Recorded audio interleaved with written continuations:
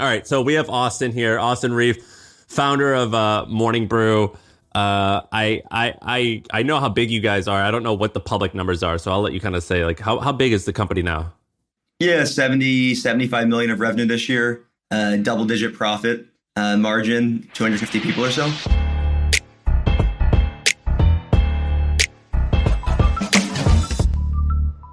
And it's crazy. kind of a crazy story. You guys started this. You guys were at college, right? You're at is it Michigan where you guys went to school?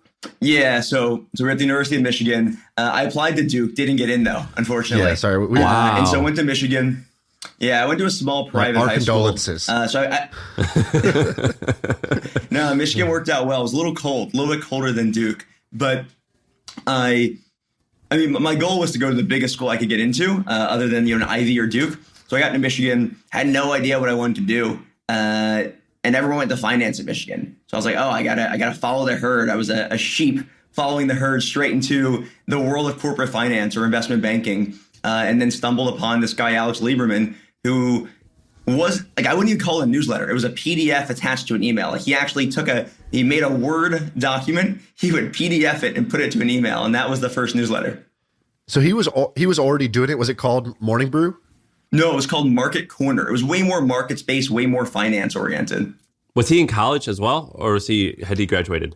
Yeah, so he was 2 years older than I was. And that's a big part of our success, to be honest. If I was his age, we probably would have went out and raised venture capital. So, 2015, you have BuzzFeed raising money, Vice raising money.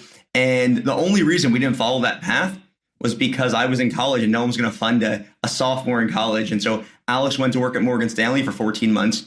I spent the summer in investment banking and was like, holy shit, this is miserable. Get me out of here. And so I was like, all right, well, I got this Morning Brew thing. I might as well do it for a couple of years. And what's the worst thing that happens? I come back here. And that was the start of going full time. What did your nice Jewish parents think about you not becoming a banker and instead working on a newsletter? So my parents were actually okay with it, except I told them after my junior year, I said, I have one more year of college. What if I just don't go back? What if I don't finish?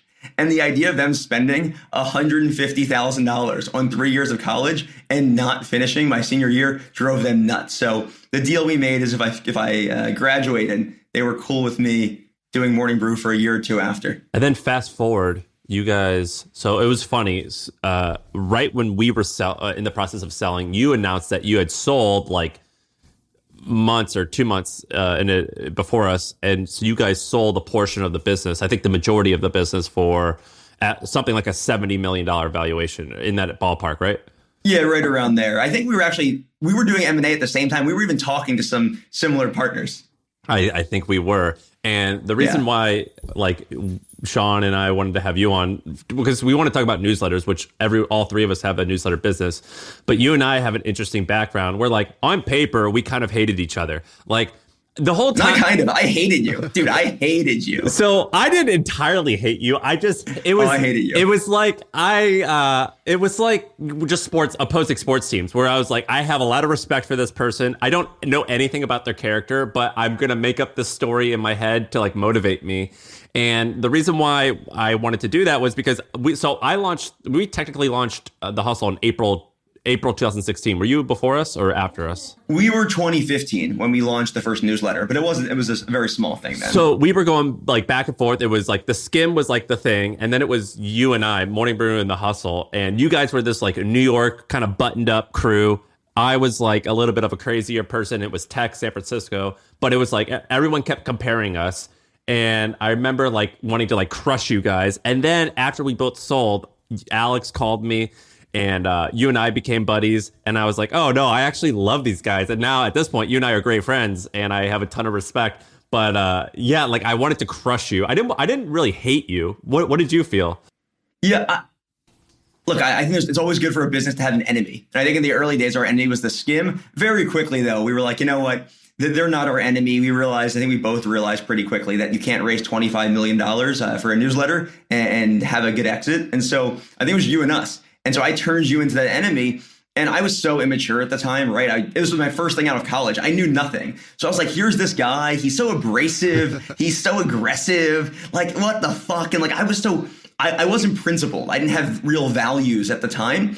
And so I just saw you who are super valued, right? You have strong principles, very strong principles, which some people love, tons of people I'm sure don't like. And I was like, this guy is just so abrasive. And I've learned to love that about you. But at the time, it rubbed me the wrong way. And I was like, we're going to make this guy our enemy and we're going to crush this guy. Dude, I used to get mad because everything that I was bad at, you were good at. And everything that I was good at, I thought you guys were bad at. And I'm like, shit, they're just stealing all my ideas from my ads that I'm running, or they're stealing all my content ideas. And then I would see how you guys operate, and I'd be like, no, we got to have all these salespeople just like them. Like I remember I was at your office, and and you were talking about Morning Brew, and you were like, I thought you would just hate them and be like, they suck, because I feel like that's how we used to just talk about most people at most startups. It's just like, oh my God, they suck.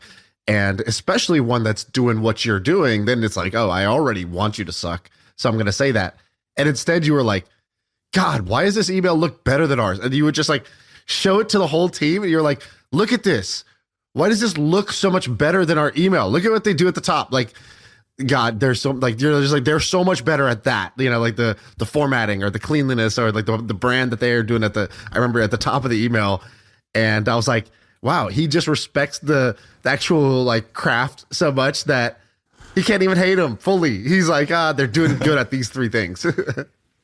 Sam, I'll give you a story I don't think I've ever told you, which is, there was a time where I thought our copy was much better than yours, our editorial. And then there was a time where I thought you guys passed us, right? And Alex in particular was maniacal about this. He would print out Morning Brew in the Hustle every single morning. God, that's and so we would just funny. go line by line. We'd sit down line by line. And we'd be like, that line's better. No, our line's better. No, that. And we go line by line. And dude, I mean, some of the early Morning Brew employees, they really hated you because when you wrote a story that we wrote and when yours was better and Alex thought yours was better, people were pissed. There was like a revolt in the Morning Brew office one morning because people were like, no, ours is better. And I think ultimately it wasn't better or worse, right? It was just catered towards different people. But I mean, yeah, we printed out your newsletter every day and read through it for, I don't know, 6 months, 9 months. Like we were just so focused. Like I've never been as hyper-focused as I was in 2018 on us writing the best newsletter, growing the best newsletter, and selling it. Like I woke up every day, write, grow, sell, write, grow, sell. Like we wrote it in the wall. And at 11 a.m. every single day, we had the great wall of opens. And we track our open rate and write it down the wall. And we had that for probably 2 years running. Every day, what was our open rate? And your strategy was our strategies they diverged and they were different. So we were going to stay in this space and verticalize and launch subscription services and all this other stuff. You guys launched multiple different newsletters, which meant from my eyes, you grew your revenue quicker. I personally hate that business because I don't like advertising that much, but you grew your revenue way faster than us. Well, I think you did. Like if we were 1 year behind you, I think we were tracking 1 year behind. So the year we sold, I think we could have done 18 or 20 million in revenue, which is around you were, I think, the same year. So we were like tracking perfectly, which is really interesting. But you went this horizontal route where you launched multiple newsletters. Which route do you like looking back? Look, I mean, it's tough to say we took the wrong route. But I also think it's what we had to do, right? We didn't have the choice you had because our content was more general business, right? You wrote with an edge, with a tone. You were targeting entrepreneurs or maybe like account executives who want to become entrepreneurs. And so you had way more opportunity to launch a trends or to launch a HustleCon. For us, we thought, a general Morning Brew subscription wasn't going to work. A general Morning Brew event wasn't going to work. The tone wasn't specific enough. The target customer wasn't specific enough, but we fell in love with this B2B business, which I know both of you got in a little bit of Twitter shit when you spoke about the B2B world and industry dive. But I fell in love with that business. And I'm like, wow, if you can get in front of retail professionals and HR professionals, and we have them in our newsletter, and it was the craziest business where we'd launch a newsletter and it'd be break even before we even hired the writers because we pre-sell an advertiser, let's call it like a B2B SaaS company, into one of these newsletters. And so I don't think there's better or worse. I think our opportunity was easier to get to 100 million of revenue. Yours was easier to get to, let's call it like a $1 billion company, right? Because you could have subscription, multi-revenue stream much easier. It just was going to take another 8 to 10 years. That's great. I'm happy I'm learning that now after I sold it. I'm happy I got to see it because I just got to copy both of your playbooks and do it for the Milk Road. Like all three of us were able to win with the same playbook. Mine was the easiest path of all because I could just text you guys and be like, "Hey, think about doing your thing, but for crypto. What do you think?" And it was like, "Yeah, I think it's gonna work. Let's do it." And did the playbook work perfectly, Shaan, you think? I mean, it has so far, right? We basically in less than a year we built the number one, like the biggest daily crypto email. It's profitable. It's, 7 figures. It's, I don't know, like it worked as well as one could expect, bootstrapped it, in our spare time. Like that's like as good as I could have expected that to go. Dude, that's why these businesses are awesome is people don't realize. That's why I always hate when people say, if you're going to start it over again, what would you do? I'm like, do the same thing. Like it works. It consistently works. I know, Austin, you're way more like pessimistic. You're like, I'm pretty paranoid. You're way more paranoid. And I know you say like, oh, it can't work again. And I'm like, no, man, I think it can. Austin, probably. you have like a framework around, you have like a lot of opinions around email newsletters. Give us that and put it in the context of Milk Road. Like when I told you I was going to do that, or you saw I was going to do that, what'd you think? And did that fit your framework for what you thought might work? Or was that maybe an outlier? What was it? Yeah, so it perfectly fits the framework. So I'm pessimistic on relaunching the next Morning Brew, a general business 4 million person email. But basically, I split up newsletters into 3 categories. One are the editorial newsletters, right? You have your Substackers, your Packy McCormick's full newsletter, maybe 2,000 words, maybe 10,000 if you're some of these writers. That's like category 1, right? Category 2 is what we did, aggregation, right? And Sam and I kind of went more general business, went for scale. And then after that, you kind of have like let's call it Morning Brew for X, right? Where you still have that aggregation of summaries, but you're more niche, right? And maybe the TAM is smaller, but you think because of your tone and because of the way you cover it, you can have a larger percent of that TAM reading your product, which Shaan, I think is what you're doing. And the third is more of like your classic, hey, I'm going to give you 5 links, your 5 bullet Friday or things like that. I think the biggest opportunity is, Shaan, what you did, which is Morning Brew for X. You find a growing industry and you just ride that tail wave and you just own that and build a brand, something really distinct in one of these, niches. And if X is finance or X is something that's more B2B or like, a professional, something that's a job title, then X works better than if X is, fly fishing or basketball or something like that. Yeah. So I think if you're going to go consumer route, right, target consumers, it's got to be high dollar. It's got to be, the newsletter for Ferrari owners or the newsletter for Rolex owners, right? Something where people spend, hundreds of thousands of dollars a year on this. B2B is great as well. That's the other place I would go. And so you were kind of like, I call it maybe prosumery, right? It was the best of both worlds. You could hit on both worlds. You got the consumer-oriented readers and then also the people who work in the crypto industry. Did you agree with I know that we actually did, or I'll say it myself, I did sound like a douchebag when I was talking about Industry Drive. I didn't mean to like phrase it the way that I did. But when we were talking about Industry Drive, they're a $600 million company that mostly is a newsletter business, and our criticism towards the B2B industry was like the content's pretty whack. Do you agree with that assessment? Like, do you still think there's a lot of opportunity to build really big B2B media companies? Yeah, I just think you have to do it the way Shaan did it, right? Which is go the complete opposite route, right? So they're pretty dry. They have a standardized process. They go in every single vertical. Look, I think their business model is simple, but it's not easy. I don't think what they did was easy at all, but I think it's very simple. The playbook is very well defined. There's no crazy tech. They're not, building some AI machine learning thing. They create great content. They resonate. They sell ads into it. But the way to compete, I think, is to treat B2B like consumer, right? To treat them like people, like, the Milk Road does. Why is it not? You're saying it's simple, but not easy. Why is it not? What do you mean it's not easy?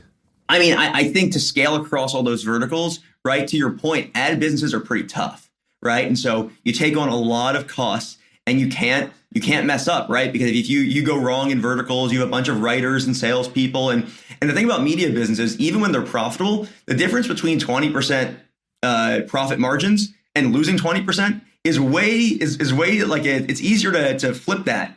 Because of all your fixed costs. It's not SaaS. You don't have locked in, you're a B2B SaaS company. You have locked in 100 or 110% of your revenue the next year because of renewals. Every day with ads, it's another grind. You got to go sell more ads. And so it's not easy. The ad business is an absolute grind. We found this guy. I'm going to give him a shout out here. His name's, I don't know, I think his name, you pronounce it Volter. And he's from the Netherlands. And he, I think he's at school right now. I don't know what happened, but I did a video. I thought, okay, maybe we'll start doing YouTube content. I did this video when Luna collapsed, and I did this video like, oh, I lost a bunch of money on Luna, and I did this video. I thought it was going to be like, I remember funny. that. I was like, might go viral, whatever. We came out late. We came out like 3 weeks after the news, so that was kind of stupid. So it didn't go super viral. But one good thing came of it, which was this kid on Twitter was like, hey, your thumbnail sucks for your YouTube thing. Like, it should be like this or like this or like this. He did this thread. And I was like, yo, you're great. I don't know if I'm going to do any more YouTube videos, but like, you want to just come in our Slack? Because I like what you just did. That was like helpful and it was quick. And like, and he's like, sure, yeah, that'd be amazing. I love the Milk Road. And so he joins our Slack. First, we're like, what do we do with this guy? Like, what the fuck is this guy? Like, imagine like a 2-person meeting, and I just invite this third guy from the Netherlands to a meeting. You'd be like, is this guy gonna talk? Why is he here? And for 2 months, no one knew why he was there. But then something amazing happened. We were like, we need to sell ads like for the next month or whatever. And it was like, nobody wanted to do it. It was just like, do we have to? Like, it's just gonna be a pain in the ass. It sucks. It just sucks to sell ads. Like, we should hire a sales guy. It's like, even hiring a sales guy is kind of a shitty task. Okay, let's procrastinate a little bit. And along the way, this guy had been always just messaging us ideas. Like, because he's like, I don't know, he's like in the Slack. So he's like trying to be productive. So he would just nonstop message ideas of things we could do. And it got to the point where Ben was just sort of like, dude, this guy is like, incessant. Like, he won't stop messaging. And it's like, at first it's a good, but like, nobody can handle this volume of ideas. Like, this is crazy. And then he's like, you got to do something about this. And I was like, okay, I don't know, I'll talk to him or I'll kick him out of Slack. And I was like, hey, what if we just point the machine gun like outwards instead of like, right now the machine gun's shooting us with ideas. What if we just made him like sell the ads and he just bothered the hell out of everybody else? And so that's what we did. And this guy is the single-handedly crushing Milk Road ad sales through the crypto bear market. Like, we are fully sold out for months on end. Just one guy? With this one kid who's not even 20 years old, just absolutely pillaging the market. And the advertisers will privately DM me and be like, yo, I shared this guy's name with our sales team because I was like, this is how you sell. Like, this guy is relentless. And I was like, that's wow, crazy. that was just like an incredible, I don't know, like incredible thing. He is so impressive. Dude, let's talk about that real quick. Ad sales suck, Austin. They suck. And what I learned getting into the hustle, I sold our first ads. I think I sold like the first maybe $100,000 worth of ads. And then in order to scale, we had to hire a sales team, and they would show me like the conversations that they are going to have. I'm like, this conversation will never work. Like, you're using all this jargon and you're wearing like these like buttoned up plaid shirts and like these brown leather shoes. Like, you guys look like dweebs. Like, this is never going to work. And it worked perfectly. You're like, nobody wants to go skateboarding with you right now. Yeah. You are not ready if they want to skateboard. Dude, yeah, I was like, dude, Sam, you look like your name's Todd or Kyle. Like, this is not going to work. And he's like, my name is Todd. It fucking works. Yeah. It worked Sam, perfectly. You're not cut out. Your personality is not cut out for the media buying world. Did you do it? Well, no, so yeah, in the early days we bought, right? But we sold all direct response ads, right? It was Casper mattress. It was Away luggage. It was, Same. Hey, buy your placement here. You're going to get 300 clicks and 3% of them convert, and you're going to make $1,000 and we'll charge you 800. As we've grown, though, I think there's another difference between us. We were in New York City and it opened up this whole world that I had no idea about, which was the world of media buying and these big ad agencies, and they have huge budgets, right? We're not talking about $100,000 from Casper. We're talking about $5 million from the biggest brands in the entire world. And it really is a black box that people who aren't in it. And I think it's one of those things where it's a black box intentionally, so people can't get in, right? Finance is the same thing. Every year there's a new term within the ad industry or finance, just to keep people on the outside. It's crazy. It's crazy. And it's like not based in logic or fact. It's based on relationships, and like, it's so weird. It's like, oh wait, I have to realize that this lady I'm trying to get to buy ads, she just has to spend this $20 million this quarter, and she just wants to find somewhere to place it where she won't get fired. That was such a weird feeling. Yeah, I mean the idea of like media budgets, right? Hey, if they don't use it, they lose it, and so you're incentivized to spend money. It's interesting, and it's something that we learned again by hiring people in New York, which I think was a big difference between us and you. You had a lower cost, more like inside sales team, a really efficient one, right? You took that route. We didn't take that route. We went for these big brand dollars, and I think both routes work. It depends what you're looking to sell. We just took the route to say, hey, we're gonna dive right in this black box, and we're gonna learn all about it. And we're gonna get $1 million. I mean, one of our first advertisers, Discover, gave us $1 million. I was in college. I'm a senior in college, living in my frat house, right? Like beer cans everywhere. And I get an email from the CMO of Discover, like, here's an RFP. I'm like, what in the fuck is an RFP? Like, what are you talking about? No clue.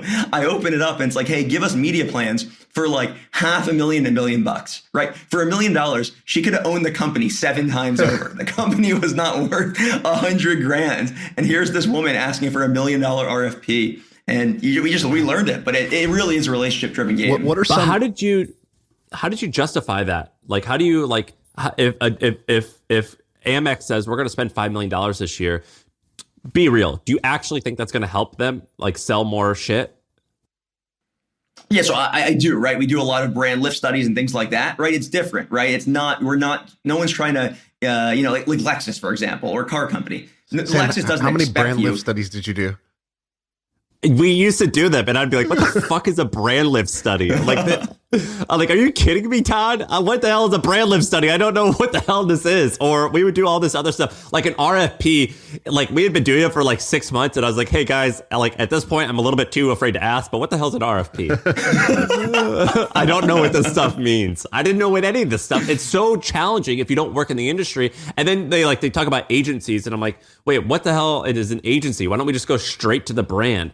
Like, this stuff from a small business owner's perspective, all of this stuff is crazy inefficient and stupid. Now that I've been at a big company, HubSpot, I understand. I'm like, okay, I get, like, these guys are having to like give out $1 billion of marketing. Like, now I understand a lot more. But when you're just a 10-person company, you're like, do you guys realize this market study shit doesn't work? Like, this brand study, that's bullshit, right? Or like, you're going to give me $20,000 to write this article. It took me like 20 minutes to do it. So it doesn't make sense when you're small. Yeah, but people are buying the audience. They're buying the relationship with you. They're not buying, purchases or things like that. And so, I think at scale, when you get to 4 million subscribers, if you can change the perception of 500,000 or 1 million people and make them, because of a marketing campaign, have 10% of people have a higher perception of credit card X's programs, like that is really valuable. When you're Visa or your MasterCard, or your American Express, and you spend $1 billion, like that's so much money. How do you deploy $1 billion of marketing spend? You go through agencies, and that's how it all happens. Shaan and I are really good, I think, at starting stuff. We've got pretty good vision where we can spin things up and get them to like $1 million in revenue pretty quickly. The thing that I was always envious of you, because it's a fairly big shortcoming I think I have, is you're just so good at, I don't know exactly how to explain it. You've got this like almost private equity like ability to like look at numbers and be like, oh, the margin here is shitty. And I'm like, I've never used that word margin in my life. But you'll like talk about like the margin here and like, well, if you just change that by like 10%, probably by doing this, your outcome is going to be like this, this, and this. Like, you just have this really good operational ability. You're also really good at saying like, well, if you just improve this, this, and this, and only focus on that, then in 6 months, I think your outcome will be this. You're really good at that. And you were really good at that at a very young age. How did you figure out how to do that? How did you learn how to do that and have that insight and have that ability and also have that faith in like, well, if you just do this, this, and this, the outcome might be this, this, and this in 8 months? Yeah, I mean, so I got an undergraduate business degree, and I always used to shit on undergraduate business degrees. I'm like, what a complete waste of time. Like, those 4 years were so dumb. But as I look back, it really did give me a pretty good overview of what it takes to run a business. Not actually the day-to-day of running a business, but like, what is accounting? I took like 7 accounting classes, or I don't know, maybe 5. Those were actually really valuable to be able to really dive deep into a P&L, and my summer spent in investment banking to understand what's a financial model, what drives a model, those things that within the context of finance, like, they're okay. Within the context of running a business was super helpful to understand what levers you need to pull. But the flip side is, I looked at you 3 years ago, and before we knew each other, maybe even 2 years ago, and I was like, both of you. I was like, I hate these guys because they're so good at going 0 to 1. They're so good at coming up with ideas. Like, I'm the opposite, right? I'm not an ideas guy. I can't come up with ideas, but I do think it is once the certainly idea is there, cooler and sexier to do what we do. You know, there's no doubt about that. It is definitely. Yeah, but dude, what would you? I mean, you know, we need to like partner because 0 to 1 is cool, but then like 1 to 100 million a year is pretty fucking cool too. Yeah, how about you guys take things, you get them off the ground, you take them to 3 employees and $1 million of revenue, and I'll take them from 1 to 100. And we can just pair up and just every couple of years. I asked him about his margin, and he thought I said margarine. He brought me some butter. Yeah.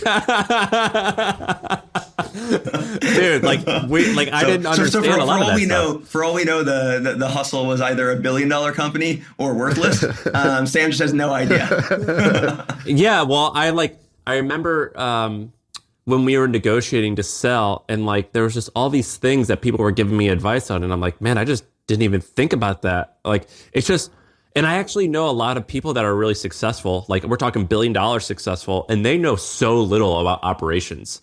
And there's a lot of people like that, like who are just, they're good at hiring. Like Richard Branson, I think he famously said, he's like, dude, I didn't know what a P&L was until we hit like hundreds of millions in revenue. Like, I didn't know how to read it. Sam Bankman-Fried said the same thing, which is super cool. So, Austin, what I like that you said on the operations side, like what Sam's saying, is like when you were talking earlier, you were like, write, grow, sell. We wrote that on the wall. We woke up every day and said, write, grow, sell. We had the great That's wall what I'm of saying. opens. He's so good at that. Those are the things that like, I used to do this such like similar, like literally we had the wall, but not with Milk Road actually, but this is like kind of my earlier startups. And at Monkey Inferno, I remember, Sam, you probably remember this, when people used to come in, like we would always have like all this shit on the walls and like these sayings and these posters, like and this indoctrination things. The indoctrination. And I always felt like whenever I would meet founders, one of the highest predictors of success was, do they even know what the main thing is? And it sounds like a stupid question, but for a lot of founders, they didn't really understand what the main thing was for their business. They didn't know their business's version of write, grow, sell. Okay, and even if they understood like that, that's kind of generic. Okay, what are you going to do with that? They didn't understand to translate that into the Great Wall of Opens is the number we're going to write down every day. We're going to look at it, and if it's bad, we're going to do something about it. And if it's good, we're going to like double down on that. And that's what daily work is around this one number. And so it was like, I remember we had these founders in the office, and they would be like, I'd be like, all right, what's the, how many new customers you guys get today? Or like, what's the revenue? And they'd have to like, oh yeah, let me check. And they would like, at first they didn't have a dashboard. They're like going into the database. I'm like, bro, you haven't ever built an easy way to know this number. And then finally they built that. And then they always had to check. And I was like, how do you not know? Why am I asking this question? Like, it's 3 p.m. One of y'all two should have asked this question by 3 p.m. like every day. This is crazy. And they just didn't do it. And I was like, these guys are going to fail because they don't know how to keep the main thing. Is that something that you see or like did consciously? Like, where'd you get that? Because that wasn't obvious to me right out of college, but it sounds like you got it right away. I can't find this client info. Have you heard of HubSpot? HubSpot is a CRM platform, so it shares its data across every application. Every team can stay aligned. No out-of-sync spreadsheets or dueling databases. HubSpot. Grow better. Yeah, for us, I mean, it's almost an insult, right? People are like, why didn't you do this? Why didn't you do that? Why didn't you go into video? We were too dumb to do that. Like we're like, video? How the hell do you make a video? We can barely get our newsletter out. I mean, there were days where we'd finish the newsletter at like 2 a.m. We'd be coding the thing ourselves. And so I think it was partially, a little bit of foresight, but also partially a forcing function.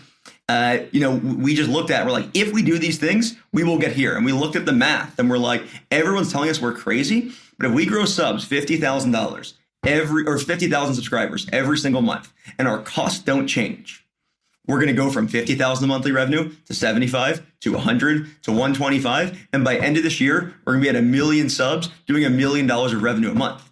And I tell that to investors and people, they'd be like, that doesn't make any sense. I'm like, I don't know what to tell you. Like, I'm just looking at the Excel, and people couldn't. We spoke to investors and they were like, what do you mean your business only has $100,000 of costs? I'm like, it's people, it's growth marketing, and it's an ESP. That's it. That's all we spend money on. What was that last line? Like, I don't even know what that last line is. Email. It's like provider. email service provider. We use Sailthrough. Oh, ESP. Yeah. Okay. I think you said, yeah. I was like SP. I was like, what the hell is SP? Okay. Yeah. But it's one of those things where like, it was just, when you boil it down to numbers and run it in an Excel model, it's like, it's so simple. And these investors were like, well, like, you're not accounting for this and that. I'm like, it's all bullshit. Like, none of that means anything. I'm just trying to make money. Like, I'm trying to make money. You also did some scrappy stuff. I remember, like, didn't you get your first, I don't know, a few thousand emails just by like standing in a classroom? I think we may have broken a couple laws to get our first couple thousand. People would walk out and you'd have a piece of paper and be like, "Hey, just write your email down." No, we wouldn't let them walk out. So we go in the beginning of a lecture. These Econ 101 lectures, like 1,000 people, and I hated public. I still do, but I hated public speaking. And I was like, look, if I'm going to this lecture hall and I'm talking from 1,000 people, I better get every damn email. And so what I would do is I'd speak in front of these people. And then I'd walk around. Like the teacher would let you speak, or you would just stand up and speak? No, the teacher would let us speak because there's this thing called Michigan time. So you actually had 10 minutes in between each class. So if the class started at 10, it actually started at 10:10. And so at 10:05, I'd get up there, I'd pitch them on Morning Brew, and then I'd basically print out an Excel document. And I'd walk around. I would just stand in front of people and just stare them in the eyes until they gave me their email. And I'd sit in the back of the class and type every email in. And I'd be like, shit, Alex, that an A or a C or an E? He'd be like, who cares? Put them all in. And we'd have like 6 permutations of every single email. And that's how we got to like 10 or 15,000 at Michigan. And then we're like, do you have a friend at Penn State? I have a friend at Penn State. Let's do this at Penn State. Let's do it at Miami. Let's do it at NYU. And next thing you know, we have like 50,000 people across the country, college students, reading Morning Brew. Are your parents wealthy? Did you grow up wealthy? I'd say middle class, upper middle class. But what's interesting, so I grew up in the suburbs of Baltimore, and like I didn't know, I thought I knew wealth. And then I went to Michigan and I met people from LA and New York. And I moved to New York and I saw people from New York, and I never saw that kind of wealth. And to me, that was inspiring. That was exciting because I came from, again, there's like a very well-off, I had everything I needed. But, you know, I met people at school who were flying private planes. I know what a private plane was. You got rich pretty young, right? Like, when did you guys sell? You're pretty young right now. I think you guys sold at, what, 26 or something? Yeah, I think 25. Well, hold on real quick. The reason I asked was because like you've got this like this immigrant hustle. And before I knew you, I stereotyped you as this like, everything's been given to this rich kid. Like, and hearing this story, I'm like, oh no, these guys were like just as gritty as I was for sure. Sometimes more. Yeah. I mean, Alex has his own story about, you know, his family and his dad passed away. And so I learned so much from Alex about hunger. Like Alex, again, he broke things down the same way I did. Alex would be like, hey, you know, I'd be like, Alex, we need 100 advertisers this year. I'd be like, I don't know how we're going to do it. We have 0. He goes, I know exactly how we'll do it. I'm going to go on LinkedIn and I'm not going to sleep until I message 1,000 companies and we'll get a 10% reply rate. I'll be like, you're going to message 1,000 companies? He's like, well, isn't that what you need to do to get to 100 advertisers? I'd be like, yeah, but that sounds crazy. He goes, well, let's start working. And we just like, you know, sit there, drink beer and WeWork and just, you know, crank out cold DMs. I must know the head of growth at every New York City direct to consumer company because Alex incessantly emailed them. And we would laugh at the response. Like we would get excited when someone responded to be like, hey, Alex, this is your 9th email. Like you got to stop following up. Like number 8 was good, but 9, you passed it. And so, yeah, I think we both had that hustle. What did it feel like back to what Shaan was saying? You're 25 and I don't know how much you made, but let's just say 8 figures. What's that feel like when you're 25? Fucking dope.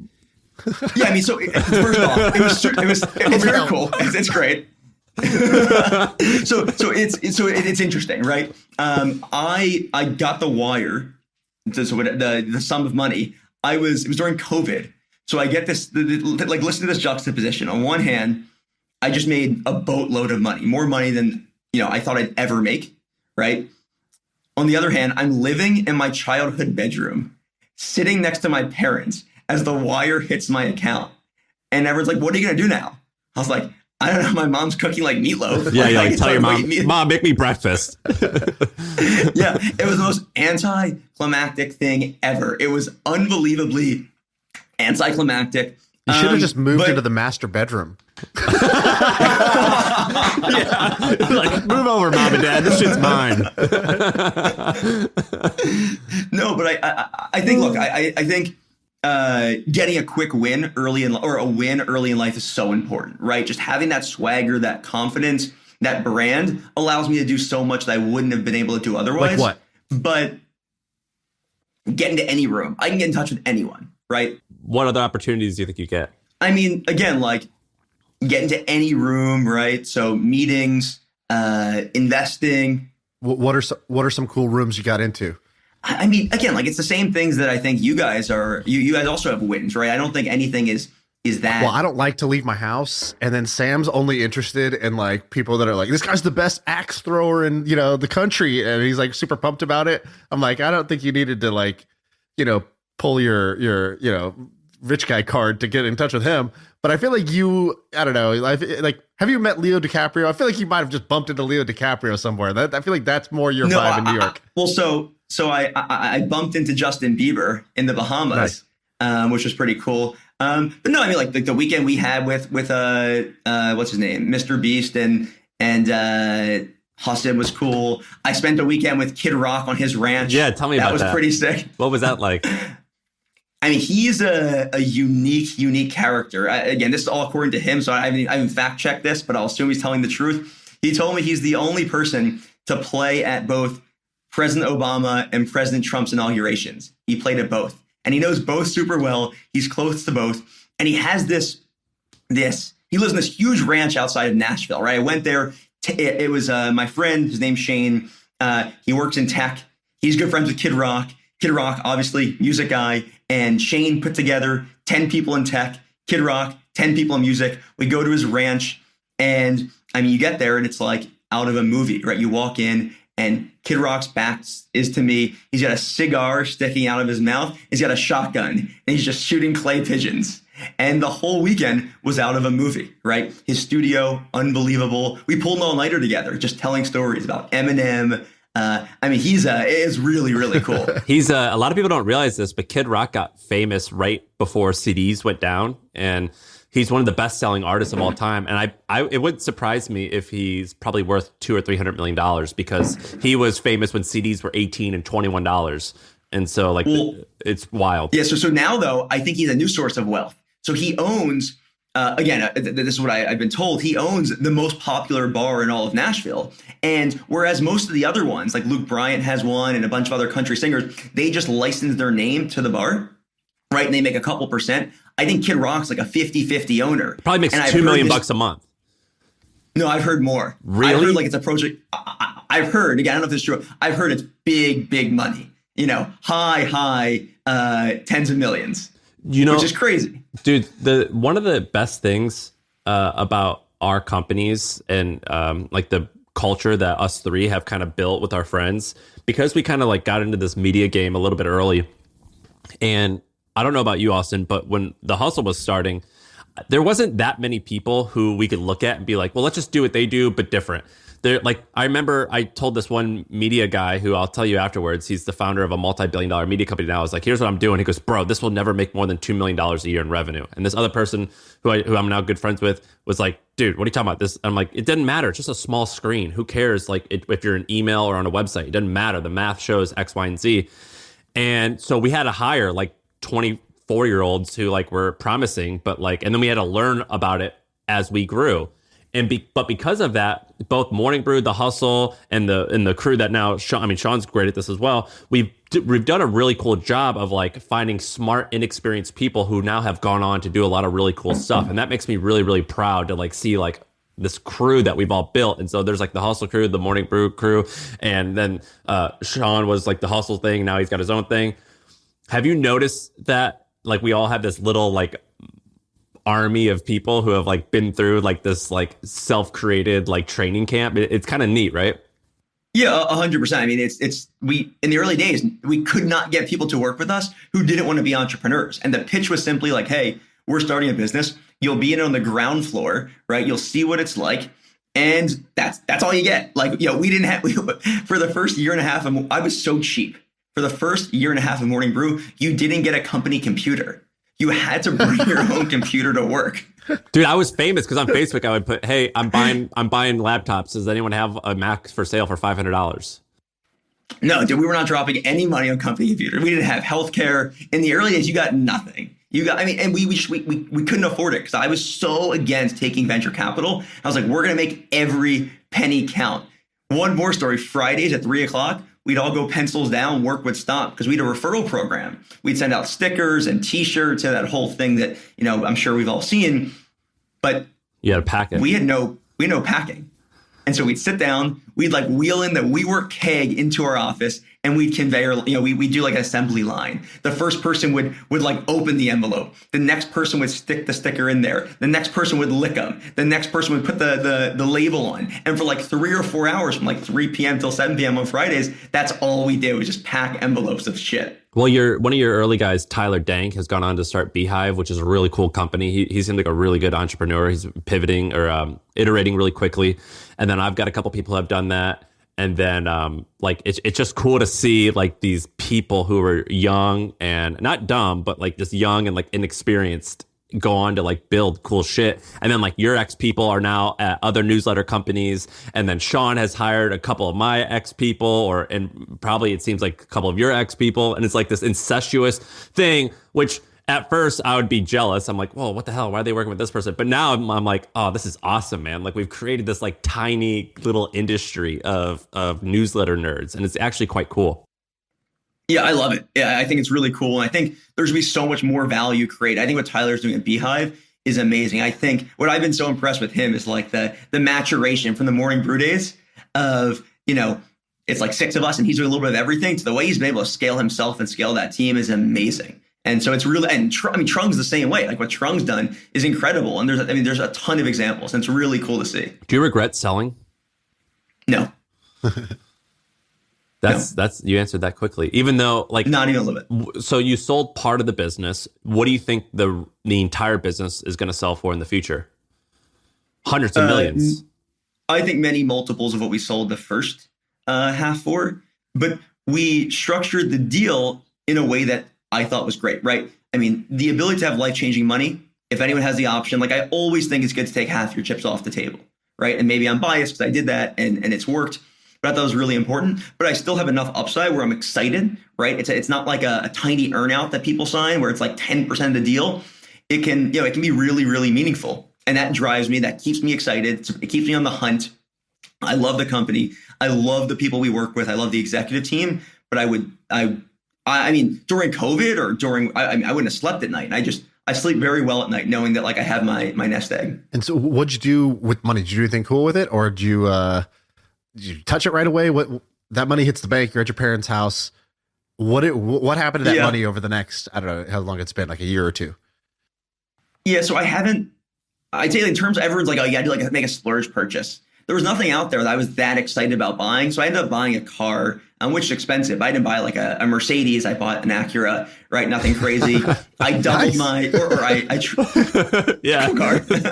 Yeah. A pre-owned Acura. My dad used to have one. It wasn't pre-owned, brand new. 2022 sports mode, sports edition, A-Tech. Air conditioning. Has air conditioning. What? Why? Dude, you really do have that immigrant mentality, man. I think we need to get you like a 23andMe test. I feel like there's something going on here. You got too much immigrant energy. I love it. No, but I increased my rent 4 to 5 times, right? I live in a great apartment. I went on an amazing vacation last summer. I actually love, I know you guys know Ramit's Sethi or Sethi, I'm not sure how to pronounce the last name, but like that idea of like your rich life and just spending on, because I mean, lifestyle creep is real. Totally. Right? That is real. And so like, look, I spend money on the things that I find interesting and that I like. And I love traveling and staying at really nice hotels and spending a ton of money on business class flights and things like that. I like living in a nice apartment, but like, I live in New York City. What am I going to do? Drop another $50K on a car that sits in a parking lot 361 days a year? It's a complete waste of money. It's just stupid. And, Morgan Housel actually tweeted this. And I read this too. In Will Smith's book, he has a great quote. He was talking about fame and becoming famous. And the quote was something like, becoming famous is awesome. Being famous is cool. And losing any fame is horrible. And I feel the same exact way about money, right? I feel the same way. And so I have no desire to like spend money on things I don't actually care about. I don't want to lose my money because I can, change the A to an M or whatever on a Mercedes. So I spend money that on things I actually care about, so I can make sure I maintain my wealth. So what do you invest in, or do you just are you conservative? Are you aggressive? Like, what's the pie chart of the 100%? Where did the money go? Yeah, so I probably took like 85-90% of it and put it into very, very boring stuff, right? S&P 500 or Vanguard, like target date funds, like 2065 or something like that. And right? You did this yourself, or you hired like a wealth person? No, I hired a team, and it's a good thing I did, because if not, I would have went off the rails, right? And then I put 5, maybe 7% in crypto, right? And I put another 5% in venture investing, right? But the vast majority is in really boring real estate, S&P 500, and like bonds, right? But like really boring shit. Nice. Let's talk about some non-newsletter stuff. So you got a bunch of ideas when we were hanging out at Camp MFM. You were telling me about like this thing you're doing and this thing you're doing. I was like, oh, this guy's like way more dynamic and interested in a whole bunch of different things. What are some ideas that you think would be cool to share? Yeah. So I'll throw out a bunch of ideas I have, but one general framework I think people should think about is when you're in shitty economic times like we're going into now, I think the framework you should use is you should look to save companies money or earn individuals side income, right? Before, companies, money didn't matter, right? Capital was abundant. And so companies, they were all about just grow, right? How can you help me grow? It's a 180 now. People were trading their money for other people's time. Right now, they're trading time for money. And so, if you can help companies preserve money, you can, I think, build really, really great side hustles.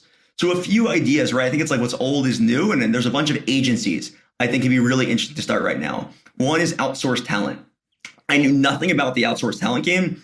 I recently became a co-owner in a business. It's a really interesting business called Oceans. They found talent in Sri Lanka, right? Really cool talent in Sri Lanka where they've US graduates come to tech startups, work there, really interesting. And I think there are ways, right? They have a unique advantage going to Sri Lanka, which we don't really have to talk about. But I think there are companies who were hiring a full-time copywriter, let's call it, or a full-time, marketer. And they probably only need them for 25, 30 hours a week. 2021, screw it, right? We'll need them at some point. I think now companies are really questioning FTEs, right? Do you need a full-time hire? And so you can create these niche marketplaces. And I'm getting investment opportunities for them all the time, and they're just not venture scaled. But you bootstrap a marketplace. Let's call it like a content marketing agency or content marketing marketplace for B2B companies, right? These stocks are down 90, 95%. They're trying to drop FTEs, but they still want content, right? We all know how valuable owning audience and content is, and building that marketplace, helping them find people. I think simple services like that are going to come back into vogue and be very, very profitable. What's that company where the founder got in trouble for not converting the stock, converting the convertible notes, but it was a marketplace for developers and it like bootstrapped its way up practically with Toptal. So Toptal, they got in trouble because they only raised like $800,000 or $1 million, but they didn't convert the note or whatever. So it was controversial. But they basically have bootstrapped it to this point to like north of $100 million in net revenue. And so these marketplaces are like can be pretty freaking powerful. And they seem hard to get off the ground, but they don't seem that hard if you're already working in the industry, and it's a super niche topic. Because people ask me all the time, they go, "Hey, I want to hire writers. Who should I hire?" And I'm like, "I don't know, man. It's hard. I don't know who you should hire." Yeah. I mean, the one I'm now a co-owner in has gone from 0 to 7 figures of ARR in like 8 months. Right? You pick a very specific target customer. That's in gross, unique talent. Gross, or is that just your take? But margins are no. Well, now both, right? Both are 7 figures of ARR. That's crazy. Nuts. Yeah. And then what's his name? Marshall from Marshall Haas. He did Shepherd. What's the URL? It's a Shepherd. It's the same thing, right? It's the same business. And it seems like he's scaled that to high 7 figures in like less than a year. It seems from the outside. Yeah. I think they're a bit different, right? I think theirs is more like strictly EAs. The one we have is more, you have people in finance, people in operations. what's interesting about Sri Lanka is they have big four accounting firms, right? And so you can poach people, not just from local businesses, but from people who've been trained by Ernst & Young and Deloitte. And so it's an interesting demographic to go into. Yeah, I love that one. I think that's a great one. What are some other, like, help businesses save money? The other one you said is help individuals earn side money. What's an example of that? Yeah, so here's one I think is interesting, right? So you built Morning Brew for crypto, right? I know a lot of people have spoken about this, but I don't think anyone's really built the brand yet. I think Morning Brew, or the hustle for AI, is going to be huge. Dude, right? how's that feel, by the way? A thing you're just like calling Shaan the Morning Brew of blank. It's okay. It's okay. We did kick your ass in crypto. I mean, it's okay. It's okay that happened. No, we could just let it go, though. We could take a collective deep breath and just let it go if that would help. No. I mean, you guys did a really great job. I thought that was awesome. And I think someone's going to do the same thing in AI, right? And so the bootstrap version of this is to do what you did, right? The AI newsletter, right? Down the fairway, have a unique tone, integrate yourself into the audience.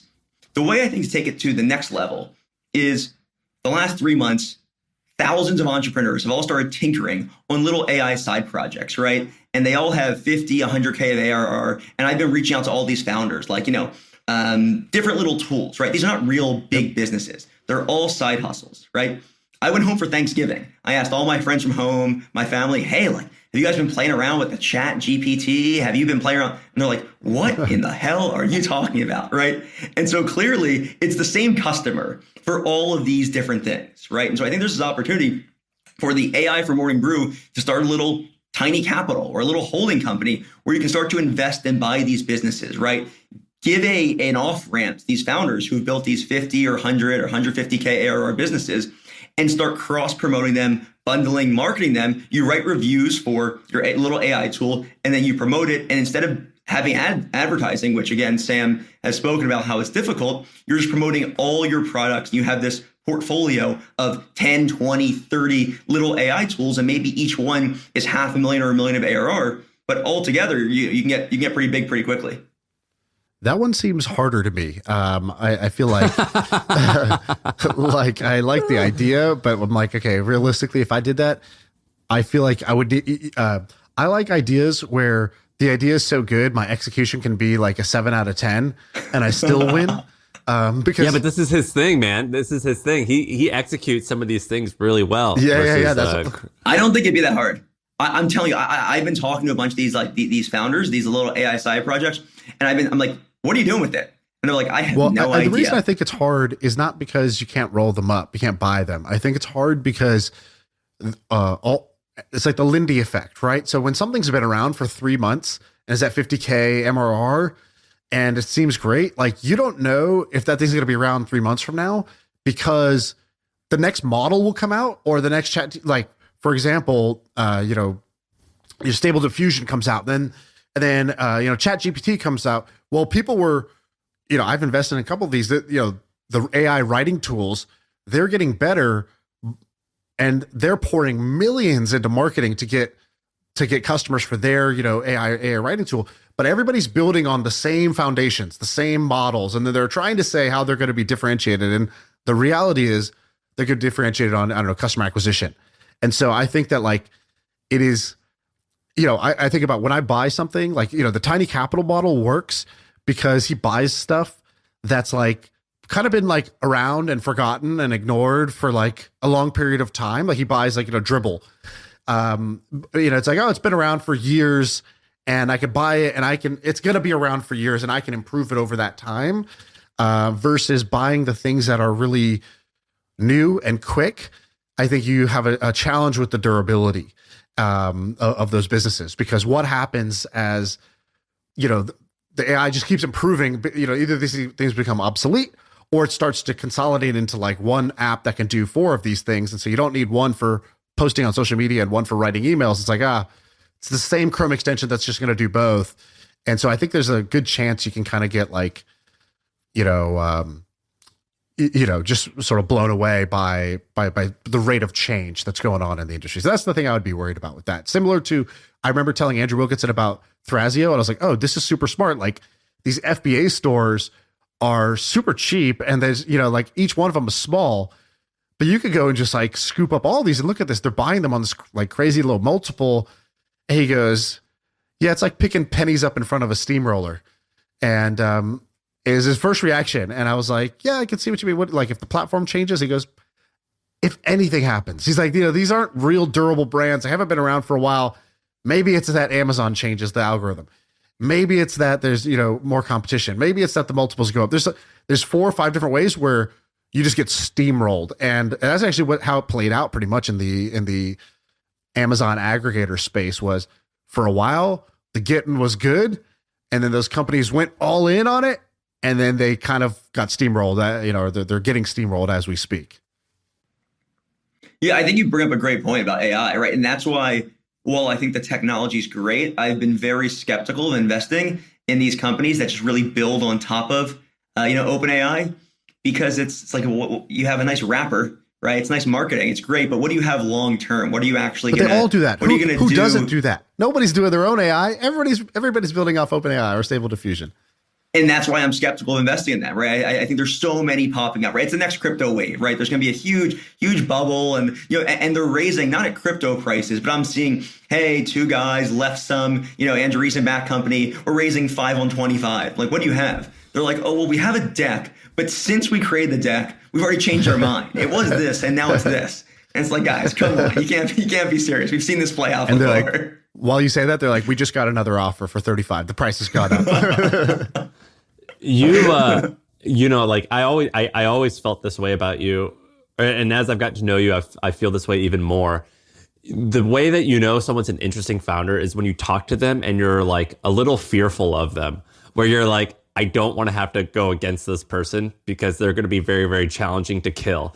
And you totally have that vibe. You've got this like weird mixture of neuroticism where you're like, no, I have to go. Like, I have to win. We're going to lose. Like, everything's over if I don't win this thing. But then you also have this like really good work ethic. I remember I asked you the other day, I'm like, hey, at what point at Morning Brew did you quit grinding? And you're like, what? Never. I'm still grinding. And I think that's just that's really fascinating. Are you weirdly good at like some random thing? Did you like channel that obsession towards some other thing? Yeah, like growing up, some game? Wii tennis or some bullshit. Yeah, I mean, I was obsessed with video games, right? Sports video games, but nothing specific, right? I wasn't like Travis Kalanick, like number 2 Wii tennis in the world. No, it was that. And now I'm like into that for cooking, right? I've thought about like would I go to culinary school and take night classes, because now I'm obsessed with cooking. I love to cook. Wow. Did not see that coming. You got to come over for a meal. You got to come to I know you don't leave San Francisco, but when you do, you'll have to come to New York. So what do you, you said something about Ramit and like your rich life. What do you think your rich life, how old are you now? 28? What's your rich life going to be at 35 and 40? Like, what are you working towards? Yeah, I think for me, it's all about time, right? Like to me, wealth is all about having time and spending that time how you want to, right? Right now, I want to spend that time building this company because I constantly see more growth and more opportunity, and not just like 2x, but 10x. But ultimately, what I want to be able to do at 35 is spend my time how I want to spend it on any given day, right? And that means a lot of travel. I love traveling. Like I want to go at some point in the not too distant future, hopefully, go on a 6-month trip, 3 months to Europe, 3 months to Southeast Asia. I never got to do that. A lot of my friends in college, when they graduated, they went to Thailand and wherever else. I drove from Michigan to New York and started working the next day. And so for me, it's a lot of traveling. Nothing crazy, spend time with family, doing fun stuff, right? Like being able just to say, hey, like today I'm going to, drop $500 and go, do something, $1,000 and go do some fun activity, right? Adventurous activities. But it all comes back to just waking up and say, hey, here's how I want to spend my day, and then doing that thing. Are you able to do that now? I can, right? But I choose to spend that time on Morning Brew. Like I am maniacally focused on growing Morning Brew. I think there's a ton of opportunity. But as soon as I don't think that, like I'll change. I'll say, hey, today I want to do something else. Do you like having 200 plus employees? It sounds like fucking hell, particularly New York, Manhattan, like woke employees that like in the New York media scene, like everyone's talking about unionizing. Like when I think about that, I'm like, this sounds miserable. Blink if it's miserable, because I know you can't say anything. What are you going to say? No. I mean, look, there's a couple things. One, we have a lot of remote employees. So we do have a really good distribution of employees across the country, which I think does help, right? I think having employees everywhere gives different perspectives, right? Our engineering team lives, in the Midwest, and we have people all across the country, which I think is cool. But to be honest, as a CEO of a 250-person company, I'm not interacting with that many people on a daily basis. But what I love is, like, one of the reasons I stay is because we built this team of people who report into me who are just A+ all-stars, like absolute rock stars. And that's what makes me so happy, is when I can just come to work and say, hey, chief content officer, hey, person X, like, what are you doing? Like, tell me more about it. How can I help you? But also, I'm like a vacuum, right? I'll hire someone new, a chief content officer, a COO. I'll be like, I'm going to learn as much as humanly possible. And my goal is to catch up to you in knowledge as fast as possible. So if you're 38, you're 40, you're 10 years older than me, I want to just vacuum up those 10 years of knowledge you've gained working in these 4 or 5 places in the next 2 months. And I'm just going to pester you and sit with you and just learn as much as humanly possible so I can, be better than you and know more than you. And it's like this competitive nature.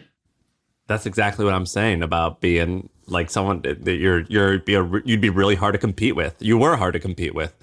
That's a really fascinating mindset. It's very intriguing. I saw Shaan smirk. That's always a good sign. You were like, yeah, I wouldn't want to compete with you. It's like, oh, you did for 5 years straight. I did. Yeah. And it was fun. I think maybe I'm the same way, where someone's like, I don't know if I want to compete against you, but I think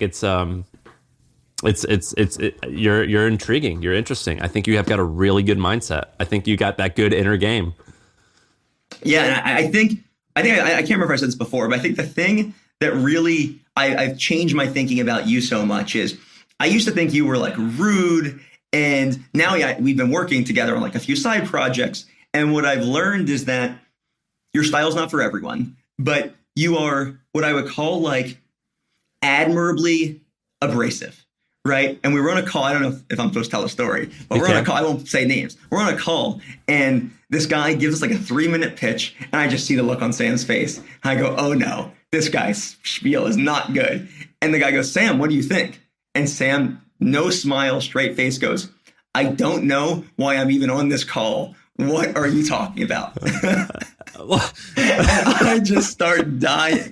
But I'm not trying to be rude. I'm not trying to be rude. Exactly. And it's not for everyone, right? That style is not for everyone. But I can see how you so quickly grow things with the right people, because that type of radical candor, that hey, I'm just going to tell you what I think, and we're not going to have an ego, and we're just going to work together to solve problems, is so much better than sitting in the corporate media and being like, oh yeah, no, that was great. And then sending an email later. You should look this guy straight in the eyes and you're like, I don't know why I'm here.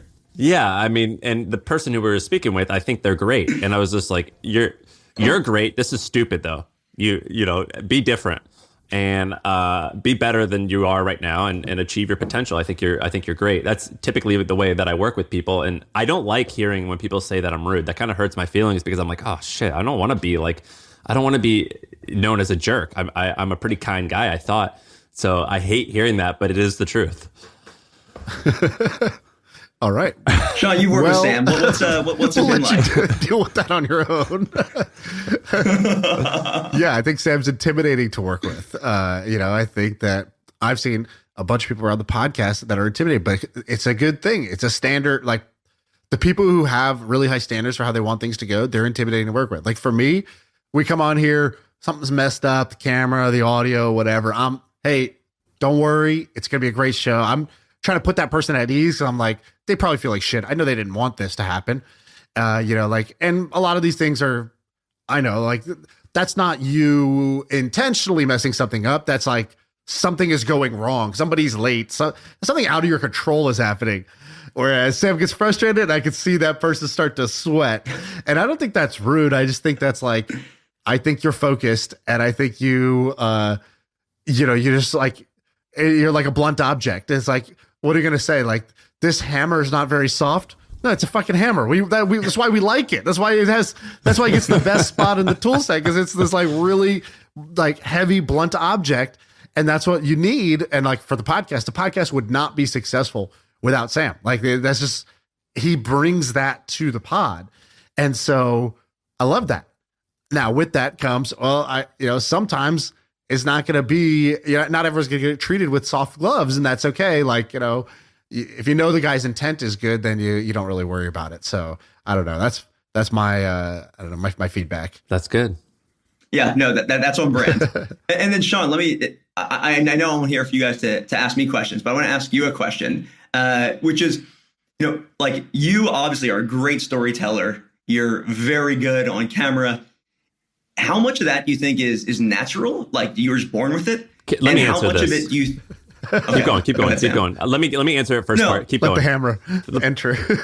I was going to say, how much of it do you think you're born with, and how much have you studied?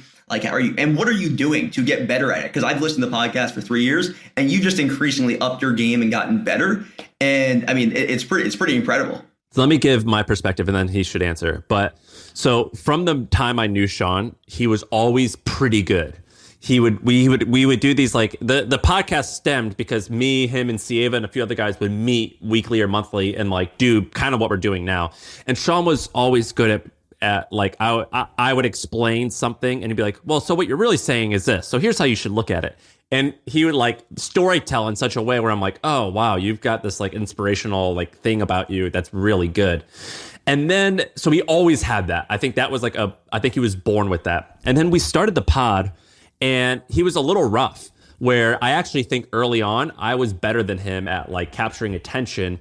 And then he started learning about copywriting. I think I was like, you should learn about this copywriting thing. And then he got really good at copywriting. And then he got really good at storytelling, like on a more refined basis. And basically what happened was, because he was born with this innate ability, as well as he wanted to learn about it, and then he actually studied it, his trajectory and his growth was quicker than mine. And I think he actually surpassed it in terms of like storytelling and ability to capture attention.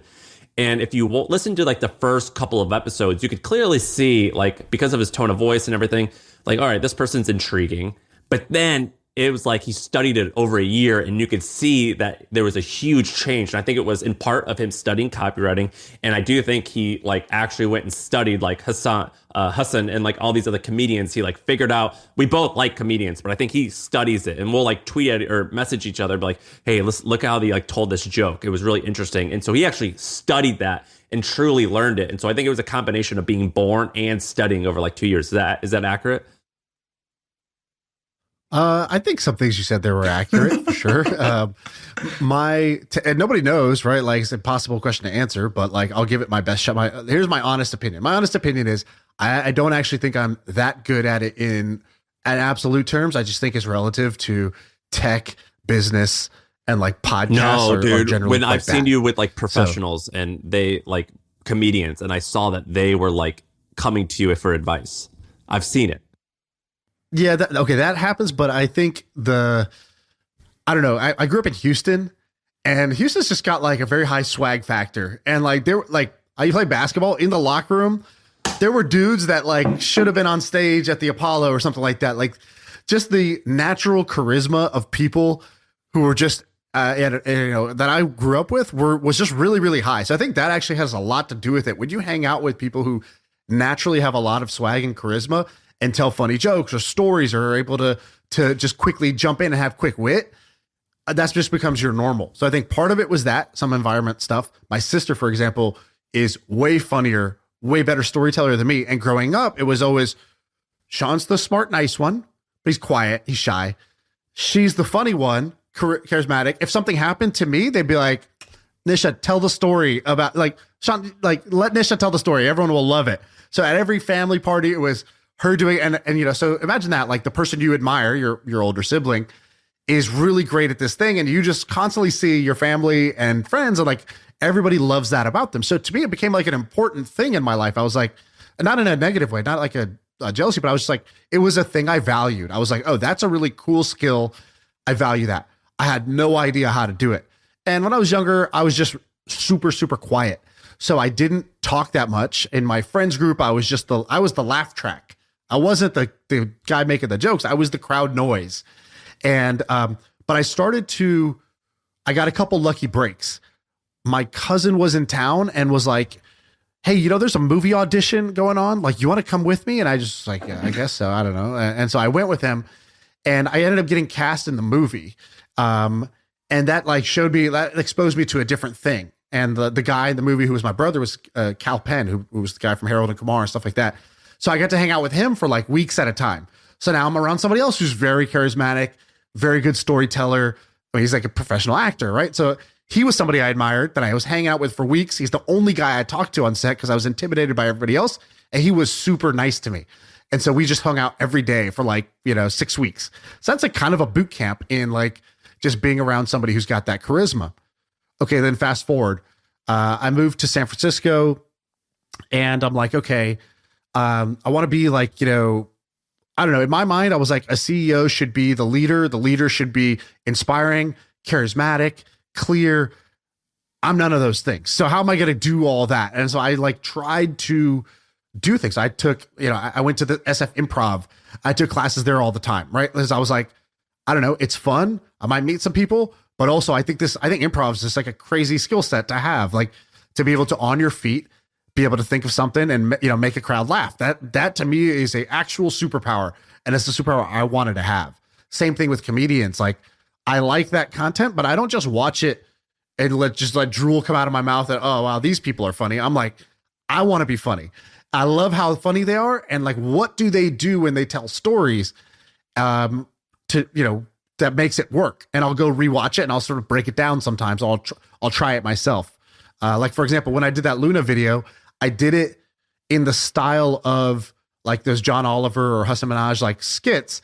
And mine is like, 10 times worse. And I texted it to Hasan and he was like, cool, change these 95 things. And I was like, dude, that's a lot to change. I'm just going to ship it. Like, I don't have time to do all that. But like, now that you've told me this, I now know what I should have done. But it's just those reps. Like, it's talent helps, but then there's reps and people don't really see the reps. And I would say like that combination of the three things I mentioned, like being around people who are better at it than you and you admire them, that plants a little seed inside you, right? Like Austin, you were talking about that with money. Like when you met people with more money, it was inspiring and you're like, oh wow, my world opened up. I now have like people I can sort of like, I can try to embody a blueprint that maybe they have to something I want. That's how it was with storytelling and sort of like, I don't know, charisma or something like that for me. And so that, being around people you admire, putting yourself in unusual situations that are like kind of intensives, like improv or acting in movies, stuff like that. Most people in business don't have that experience. So they shouldn't be as good at it, right? Like if you've never gone through these intense experiences, then how would you have developed those skills? Why are you asking that, Austin? Are you trying to like get better at talking or what? Yeah, I want to get better at public speaking. So 2023 goal, I guess I'm going to New York Improv. Dude, I New York Improv. I think some people are born better, but I think everyone can get at least good. But I do think Shaan has this like something that will make him great. And it's very well, let me just put it this way. Austin, have you ever watched back a video of you speaking publicly in order to take notes on yourself of how you did? No. Super uncomfortable feeling, but an obvious thing to do if you wanted to get better. Yeah. Right? Like I just had that moment where I was like, oh, I'm saying I want to get better at this. I've never done any of the obvious things you would do, right? I've never like went and watched myself and said, what the hell am I doing with my hands? And why am I fidgeting so much? And oh man, I keep saying at the start of these sentences. I should just say the sentence. But like I had to go review the game film. Okay, then the second thing was like, I had to take it seriously. Like, did I just walk up there unprepared and not warm? Or do I warm up? Or do I prepare? Okay, that added to the game. And then the third one is like, who's the best at this? And I went to a Tony Robbins event and I was like, this guy's like the best public speaker I've ever seen. And even if I don't listen to any of his content, if I just literally listen to the rhythm of his words and the gestures and then the hooks and how he's getting everyone's attention, that's a masterclass right there. Like, okay, I'll take that. And so that's how I started stacking up some of these things. And I don't consider myself a good public speaker because I don't do a lot of speeches or anything like that anymore. But it's definitely something at a time I try to build up. And it culminated in an epic wedding speech. I got to say, the best speech I ever gave was at my wedding, unrehearsed, off the dome, and just like it was, I don't know, the perfect speech. I just retired from the game right there. At your own wedding? At my own wedding, Wow. yeah. Is there Is there anything else you want to talk about, Austin? This is pretty cool. You should come on more, by the way. We should talk about newsletter shit because you're like the only person, or us three are some of the very few people that like I actually want to ask newsletter advice from. And like, yeah, I'm trying to get out of the newsletter guy branding, but just keep on bringing me on to be the newsletter guy, dude. But it is so fun. It's a love-hate relationship. They're really fun to do, but also they're painful and whatever. Yeah. No, I think that's it. I think we cover most of it. What do you think you're going to be doing like 10 years from now? You think you're going to be running businesses, or you're going to be just investing, or big businesses or small ones, or what? So to me, it's barbell, right? I either want to, have some passive income and, work 20, 25 hours a week, more casual, or I want to go all in. But if I go all in, it's got to be huge, right? The potential has to be multiple billions. I don't think I'm going to want to run a business where it's nice and it's like a double, right? If I win, it's a double. I don't want doubles, right? I either want a home run or I want to, sit in the dugout and just, be part of the peanut gallery. I don't want to play in that middle game. I'm going to look in the future and I'm going to tell you it's probably not going to be you sitting in the dugout. That is not going to be, I think maybe you will for a couple years, but if I have to make a bet and I would put my money where my mouth is, it's not going to be that one. That's not what you're going to do. We'll see. Well, thanks for coming on, dude. This is awesome. Yeah. Thanks for having me. Let's do it again soon.